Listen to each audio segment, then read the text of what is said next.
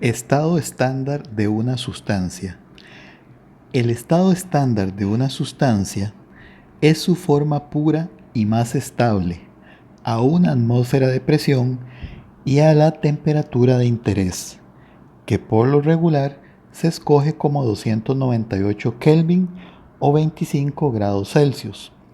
El estado estándar se representa con este superíndice.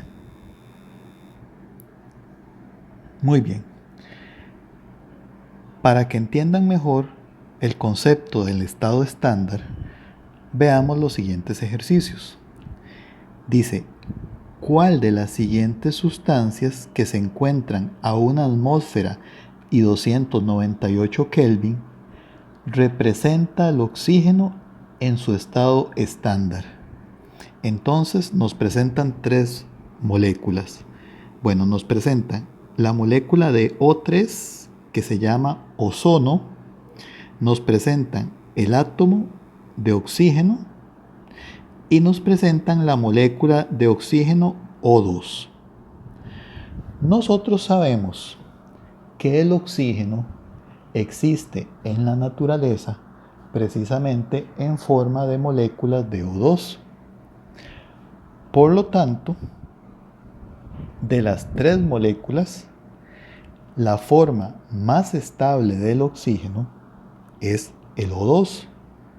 Por lo tanto, la que representa el estado estándar del oxígeno sería la molécula de O2. Veamos el siguiente ejercicio. ¿Cuál de las siguientes sustancias que se encuentran a una atmósfera y 298 Kelvin representa al carbono en su estado estándar? Tenemos dos casos. Tenemos el carbono diamante y tenemos el carbono grafito. Muy bien. Aquí tenemos que saber que la forma más estable del carbono es el grafito, ya que si fuera el diamante, entonces abundarían los diamantes por todo el mundo, lo cual sabemos que no es cierto. Entonces, la forma más estable del carbono es el grafito y por lo tanto el carbono grafito es quien representa el estado estándar del carbono. A continuación vamos a ver un concepto nuevo muy importante y es entalpía estándar de formación, que se representa como delta H. Sabemos que este circulito ahora representa condiciones estándar y F significa formación. Entonces, vamos a ver qué es la entalpía estándar de formación. Dice, es el cambio de entalpía de la reacción que forma un mol del compuesto a partir de sus elementos, con todas las sustancias en su estado estándar.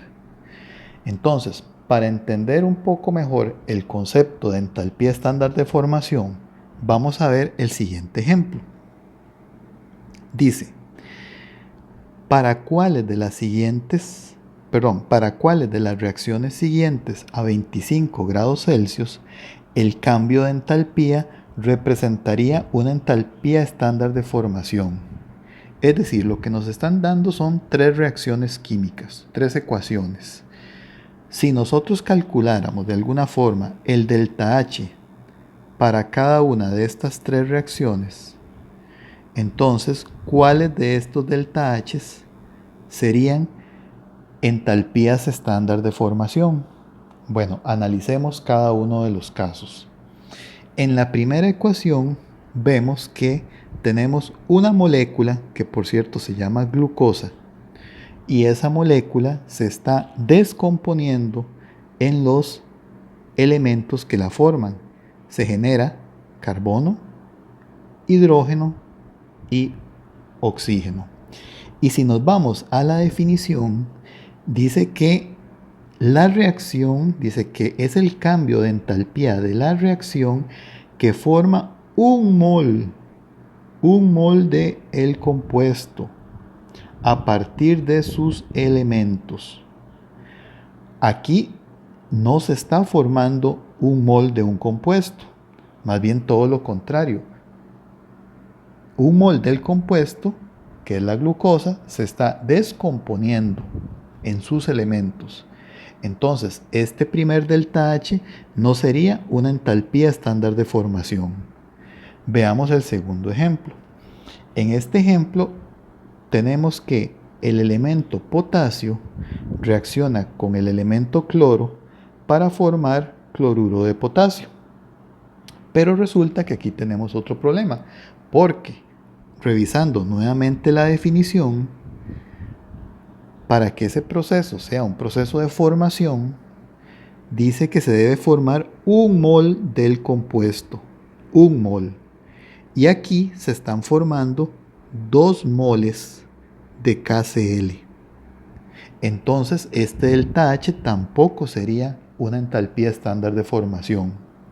Y en el tercer caso, vemos que se está formando un mol de un compuesto, que es el óxido de sodio.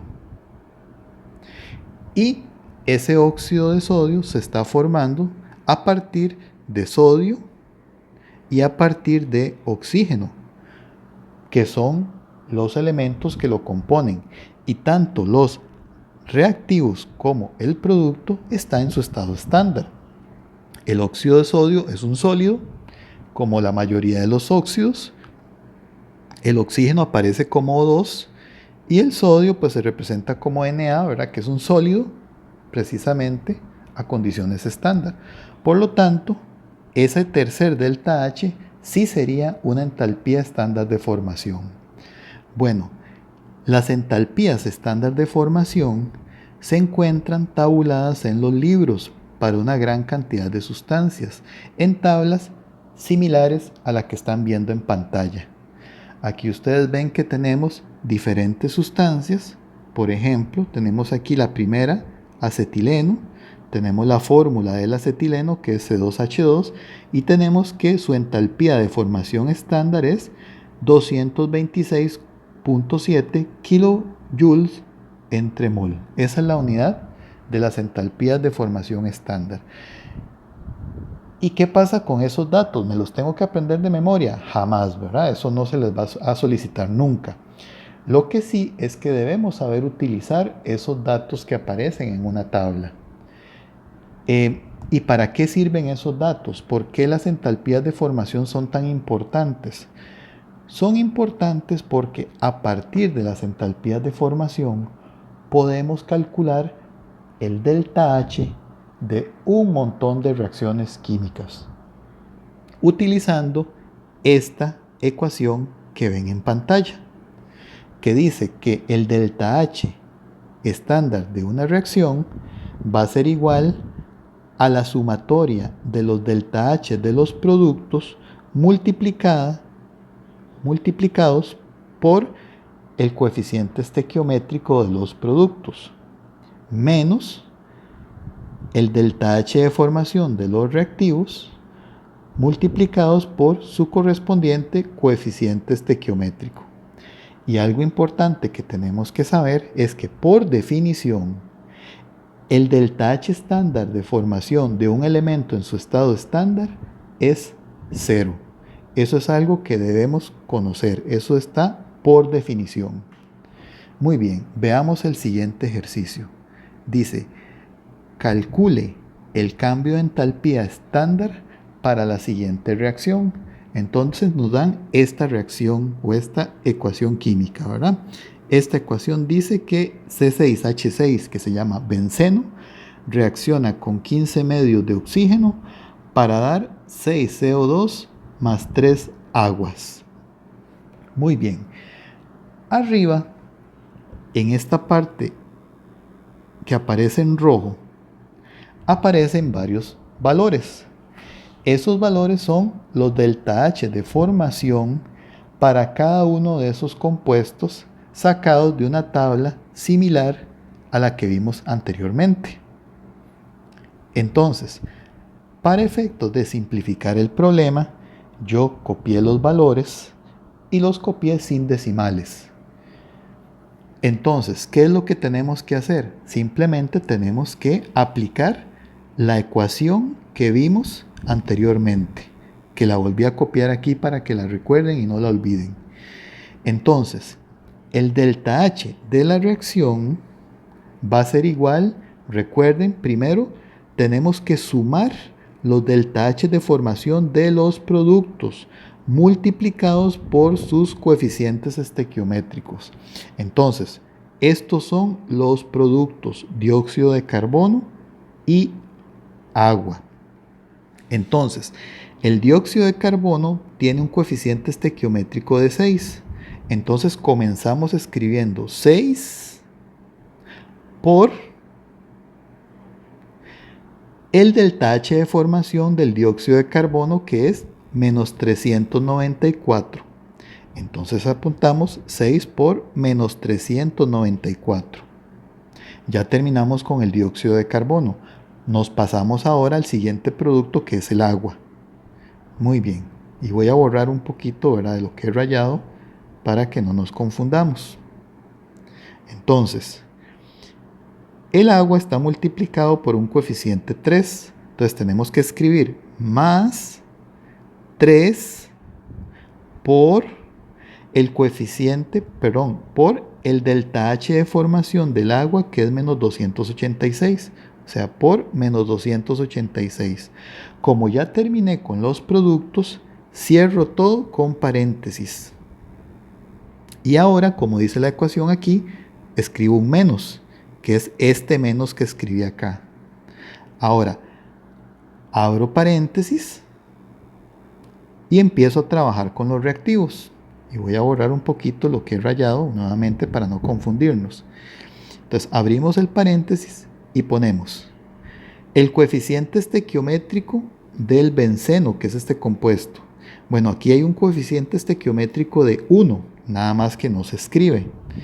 Entonces sería 1 por el delta H de formación del benceno, que es 49. Entonces por eso, y sabemos que 1 por cualquier cosa da cualquier cosa. Entonces 1 por 49 da 49. Entonces escribimos solo el 49. Ahí está.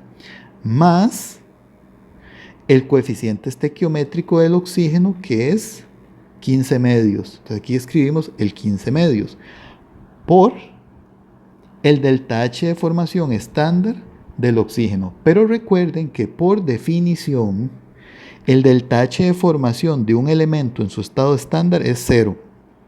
Por lo tanto, el delta H de formación del oxígeno, del O2, es 0. Y por eso escribimos 15 medios por 0, que eso pues obviamente va a ser igual a 0. Introducimos los datos en la calculadora y eso nos da menos 3271 kilojoule. Y ese sería el delta H de la reacción. Es el delta H estándar de la reacción. Vean que este subíndice de R, que significa reacción, no necesariamente tenemos que escribirlo. Es decir, la mayoría de las veces lo ignoramos. Sabemos que estamos hablando de delta H de reacción. Muchas gracias.